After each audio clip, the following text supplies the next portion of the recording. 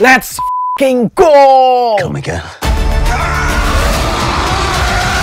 Akhirnya film pertama karakter X-Men muncul di MCU. Film yang udah semua fans Marvel, fans superhero, fans X-Men tunggu-tunggu. Deadpool and Wolverine. Yang mungkin dulu sebenarnya mau dibikin jadi Deadpool 3, tapi karena udah merger sama Disney dan masuk ke MCU, dibuatnya jadi lebih nostalgia dengan memasukkan karakter Wolverine. Apakah itu keputusan yang tepat? Bakal gua bahas di video ini, gua bakal nge-review dan nge-breakdown film Deadpool and Wolverine. Kira-kira film ini bakal cocok untuk semua orang nggak ya? Nah, buat yang belum nonton gak usah khawatir, gua nggak akan langsung masuk ke bagian spoiler. Nanti pas part spoiler gue sebutin, gue bakal kasih warning dulu. Balik lagi bareng gue Rendra di Kincer Breakdown, dan ini dia review Deadpool and Wolverine.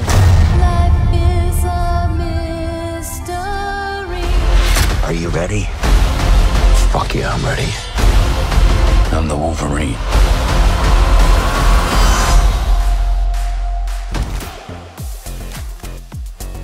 Film Deadpool and Wolverine ini bener-bener fokus ke petualangannya Deadpool yang di awal film dia lagi ngalamin midlife crisis. Setelah di film pertama dan film kedua dia full beraksi, bantai-bantai musuhnya, nyelamatin orang yang dia sayang. Tapi di titik ini si Deadpool ini mulai kecapean dan ngerasa nggak utuh sama hidupnya. Karena itu Deadpool pun pensiun, dan di masa pensiunnya ini dia malah makin ngerasa bingung sama tujuan hidup dia. Sampai di satu ketika ternyata ada TVA datang yang ngejemput Deadpool langsung karena ternyata Deadpool punya peran penting katanya untuk Secret Timeline. Dari situ dia bingung antara mau lanjut ke kehidupan dia yang biasa-biasa aja atau memulai petualangan baru yang ternyata petualangan barunya ini bergantung banget sama karakter lain yang tentunya adalah Wolverine. Dan sepenting apa kaitan karakter Wolverine buat petualangan itu, itulah yang bakal dieksplor di sepanjang film ini.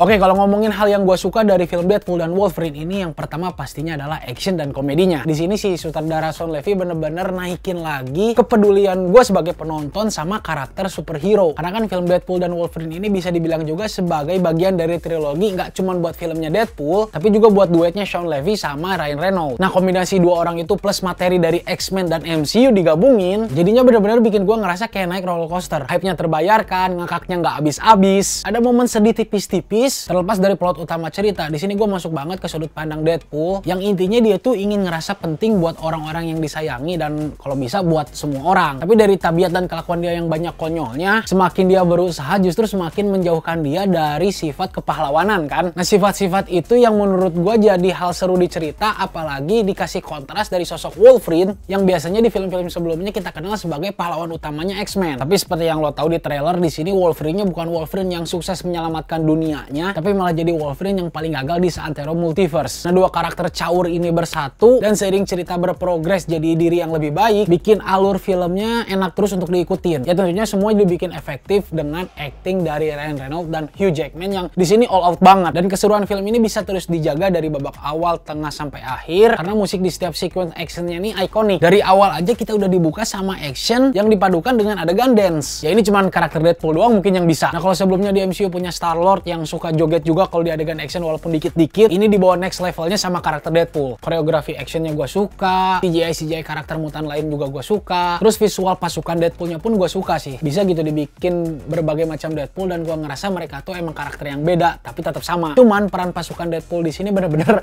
menurut gue random. Tapi ya emang itu sih ciri khas karakter Deadpool, ya semuanya cuman jokes. Dan kalau ngomongin cameo sama Easter egg, film Deadpool dan Wolverine ini gue bisa bilang cameo sama Easter egg karakter-karakter lain yang muncul juga di film ini cukup berhasil bikin gue sumringah dan ketawa lepas waktu mereka muncul, sesumringah gue waktu gue nonton film Endgame. Tapi kalau boleh gue bandingin, menurut gue Deadpool dan Wolverine ini yang paling ngandelin fanservice sebagai jualan utamanya.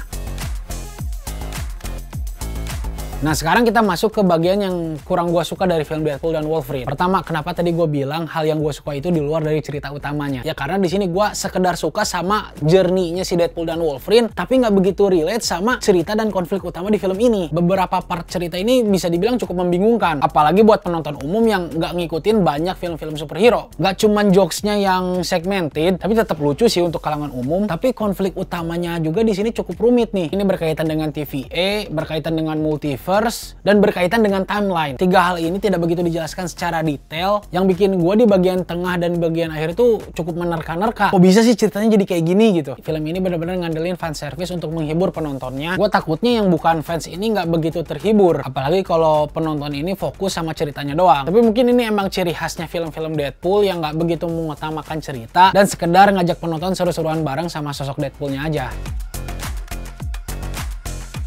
Nah sekarang masuk ke bagian spoiler nih. Jadi buat yang belum nonton filmnya ya bisa skip aja bagian ini ya. Pertama gue bingung sih kenapa di trailer dimunculin sosok Daphne Keane. Karena menurut gue dari segi plot cerita, telah kemunculan cameo pertama dari sosok Chris Evans sebagai karakter yang bukan Captain America, ada Elektra, terus ada Blade juga nih. Kemunculan sosok X-23 di film ini tuh bisa dibilang sebagai gongnya nostalgia. Tapi ya karena udah dibocorin di trailer jadi nggak begitu kaget juga penontonnya. Menurut gue karakter dia itu yang punya peran penting buat perkembangan karakternya Wolverine. Sekalipun karakter X-23 alias Laura ini dan karakter Wolverine ini beda sama karakter yang ada di film Logan. Tapi ya interaksi dua karakter ini yang bikin film ini jadi lebih nyentuh ke hati sih. Nah soal plot cerita tadi, menurut gue permasalahan yang ada di TVA ini gak konsisten sama konsep TVA yang gue kenal dari series Loki. Gue sempat bingung nih, film ini mau ngejadiin Mr. Paradox dari TVA sebagai villain utama atau Cassandra Nova sebagai villain utama. Dan di akhir pas film memilih Cassandra Nova sebagai villain utama, gue ngerasa di sini ceritanya jadi template banget sih. Dan penyelesaian masalahnya ketika Deadpool dan Wolverine akhirnya bersentuhan gak begitu ngena sebagai klimaks, karena di sini sosok Wolverine-nya make topeng ikonik dia di komik tapi dengan looks yang menurut gua kelihatan banget CGI-nya.